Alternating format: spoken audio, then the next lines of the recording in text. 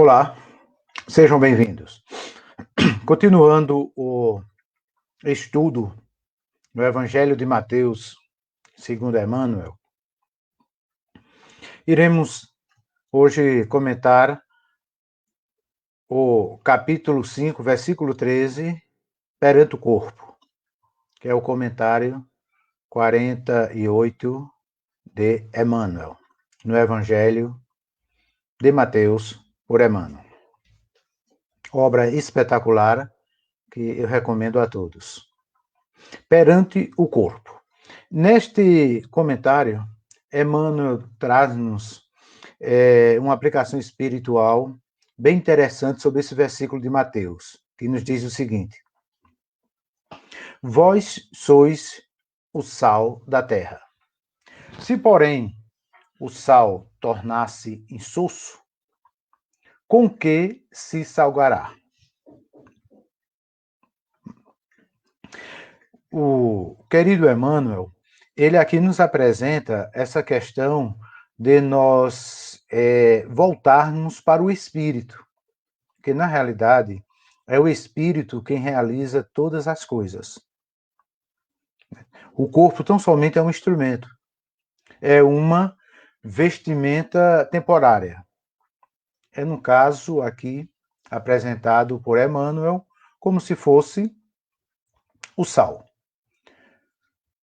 Vamos lá, ele começa da seguinte maneira: frequentemente atribuís ao corpo as atitudes menos felizes que te induzem à queda moral e, por vezes, diligencias enfraquecê-lo ou fragelá-lo, a pretexto de evitar tentações. Quando Emmanuel apresenta-nos aqui essa questão, ele remonta, né, aquela questão quando os discípulos estavam dialogando com Jesus e disse: Senhor, na verdade o espírito está pronto, mas a carne é fraca. Se referindo ao corpo. Bem, o corpo nem é fraco nem é forte, ele é o corpo. É uma vestimenta dada a nós por Deus para que nós possamos cumprir a nossa missão quanto da encarnação no nosso processo evolutivo. Então, o corpo é a vestimenta e o instrumento do espírito. Não é o corpo que é fraco, é o espírito. Também não é o corpo que é forte, é o espírito que é forte. Então, não se pode, assim, condenar o corpo pelas tentações que sofremos. Então, as nossas tentações não é o corpo que sofre as tentações. Quem sofre é o espírito. Isto seria, como nos exemplifica Emmanuel, seria o mesmo que que o bandido, quando fosse fazer um assalto a um banco, aonde fosse, e a coisa não desse certo, ele fosse culpar o automóvel que estava usando. Porque o automóvel não correspondeu ao que ele queria.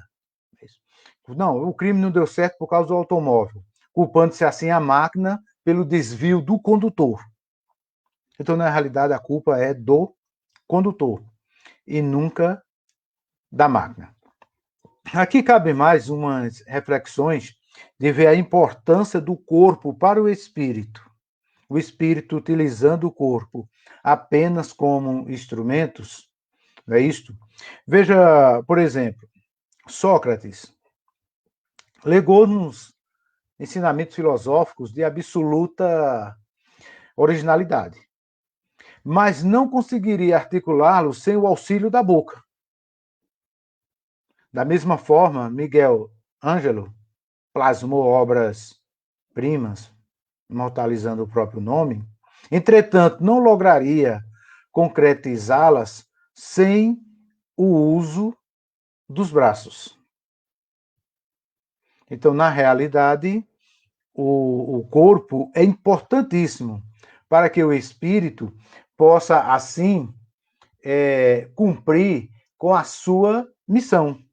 E compreendermos o seguinte, que do alfinete ao transatlântico, do alfabeto à universidade, no planeta terrestre, tudo, efetivamente, é levado a efeito pelo espírito, mas por intermédio do corpo.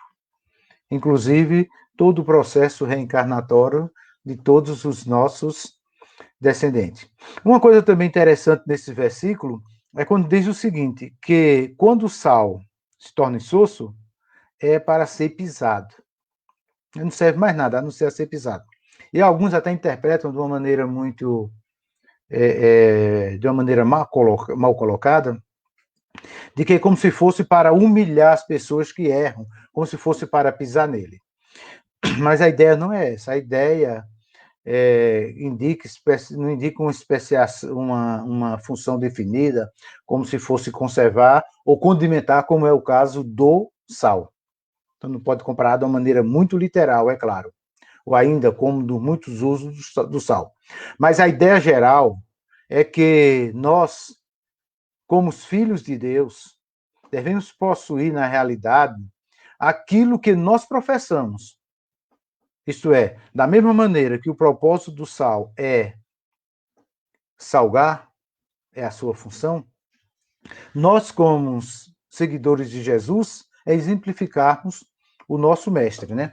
Nós devemos aí estudarmos um pouco essa questão do sal, na seguinte maneira: o sal naquela época era importantíssimo, é claro. Hoje ainda é, mas naquela época se fazia bem mais importante, porque não se tinha os avanços tecnológicos que temos hoje, né? Hoje podemos guardar os nossos alimentos em geladeiras e assim por diante, né? Tem muitos processos de conservação. Naquele tempo, não. Então, o sal era importantíssimo, né? O sal era uma coisa que devia ser usado de uma maneira muito muito racional, até pelo próprio seu preço, né? E o sal, na época ali da Palestina, ele vinha principalmente de uma região chamada Label Usdum, que era das costas do Mar Morto, né? Era até conhecido como Sal Sodoma, porque aquela região do Mar Morto foi a região onde, na antiguidade, situava a cidade de Sodoma. Então, o propósito dessas palavras, como precisamos considerar, não é para esmagar os que caem, mas para avivar o senso do dever e impelir os discípulos, que todos nós somos discípulos de Jesus, todos nós somos filhos deles, né, a andar de acordo com a sua chamada para aquilo que está realizando. Então, em qualquer local que estamos trabalhando, que estamos desenvolvendo, temos que procurar a maneira mais ética possível e a maneira em que possamos ser aquele sal, aquele que vai trazer o sabor, que vai trazer solidez para aquilo que estamos desenvolvendo. Provavelmente, né, a ideia básica do cristianismo, né, que todos os discípulos de Cristo fazem parte do cristianismo, é que, de uma maneira do mundo em geral, os cristãos precisam ser essas luzes, precisam dar testemunho de pessoas do bem e pessoas de bem. Continuando o nosso querido Emmanuel, desde Colombo, arriscando-se ao grande oceano para descortinar terras novas aos astronautas dos tempos modernos, que se lançam arrojadamente no espaço cósmico, é com os implementos físicos que se dirigem os engenhos de condução. Então, o corpo, como no dizer do apóstolo Paulo, passa a ser aquele templo do Espírito Santo, no sentido de que o corpo, né, está temporariamente revestindo o espírito, para que o espírito possa assim progredir, para que o espírito possa prosperar na evolução espiritual. E concluindo, eis um espírito eterno, em serviço temporário no mundo.